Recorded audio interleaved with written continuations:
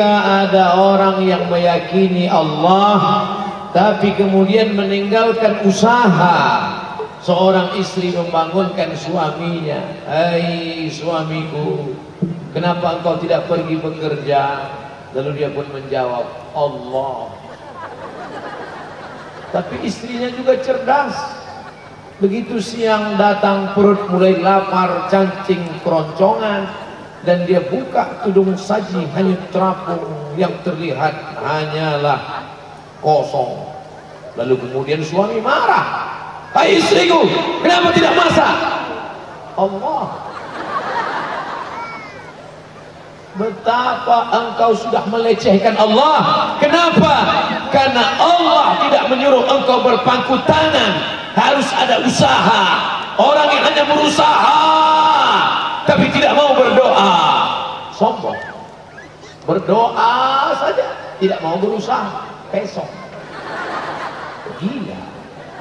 Oleh sebab itu Islam mengajarkan ikhtiar, seimbang antara usaha dan doa.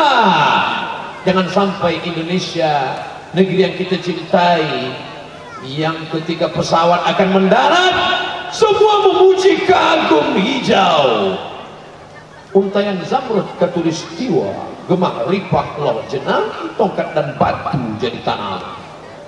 Hebat, luar biasa.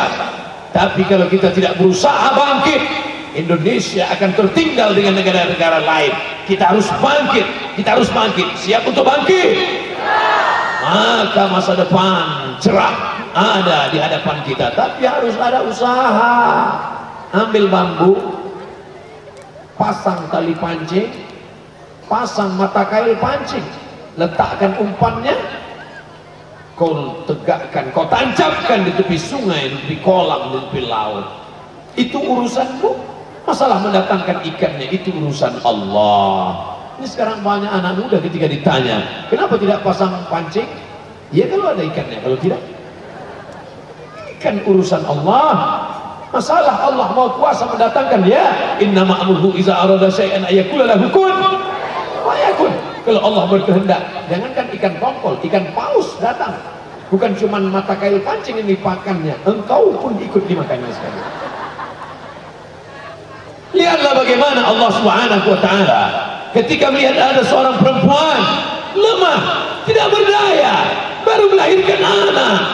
Anak itu bernama Isa, perempuan itu bernama Maryam.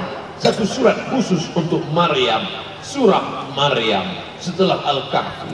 Maryam baru melahirkan anak, tidak ada orang menjenguknya karena mereka memfitnahnya dia seorang pezina, karena sudah berzina dengan si Joseph tukang kayu, kata orang Yahudi.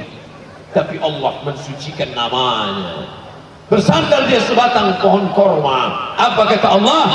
Wa huzzi ilaiki bi jiz'in nakhlati. Hai Maryam yang baru melahirkan anak, yang dalam keadaan lemah, goncangkan pangkal batang korma di belakangmu dengan pundakmu. Teganya sampai hatinya perempuan yang baru melahirkan anak. Melahirkan anak itu bukan senang, meregang nyawa. Ada sebagian orang melecehkan, katanya melahirkan anak seperti buang ingus saja. Lahir. Nanti kalau ku ceritakan bagaimana sakitnya melahirkan anak, pasti kalian tidak percaya. Macam tahu aja Ustaz. Sakit, lemah. Tapi apa kata Allah? Goncangkan pangkal batang korma yang ada di belakangmu. Tusaqit alaiki rutaban janiyya. Akan gugur buah korma. Kalau di Langsa tidak ada pohon korma, cari saja pohon sawit. Sawit dan korma masih sepupu dua kuku. Pulang dari sini, dekati pohon sawit, 5 laki-laki yang gagah perkasa, tolong kau goncang. Kira-kira berondolnya jatuh atau tidak?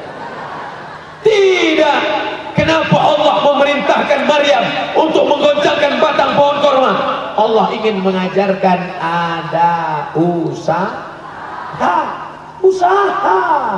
Apa yang terjadi? Ketika Maryam menggoncangkan batang korma dengan pundaknya, dia tidak bisa berdiri karena baru melahirkan anak. Dia tidak menggoncang dengan tangannya karena dia menggendong Isa. Dia goncang dengan pundaknya.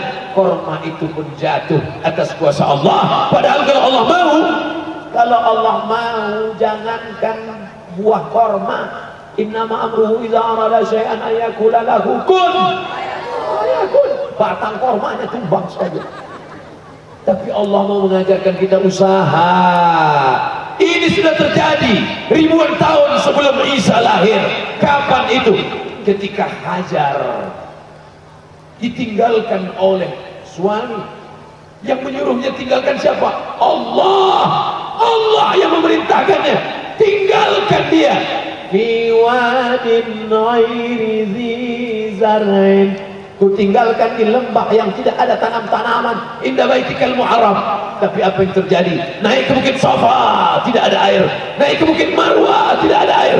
Ternyata air bukan datang di bukit Safa, bukan muncrat di bukit Marwah, tapi air itu datang dari tumit anak kecil yang belum pandai berjalan. Zamzami, Zamzami, hai air Zamzam, keluarlah. Air itu diminum 3000 tahun lamanya. Seimbang antara usaha dan doa. Mari berusaha, jangan lupa berdoa. Pemirsa, peristiwa tadi memberikan gambaran kepada kita bahwa dalam kehidupan ada sebuah peristiwa yang disebut dengan ikhtiar dan sekaligus penyandaran kepada Allah atau yang disebut dengan tawakal. Tetapi jangan lupa, ketika kita yakin bahwa segala sesuatu kembali kepada Allah, Allah pun akan segera menguji kita. Bisa jadi kegagalan adalah cara Allah agar kita semakin dekat kepada Allah. Itulah yang akan kita bahas dalam segmentasi selanjutnya. Tetaplah bersama kami, Indonesia Bertasbih.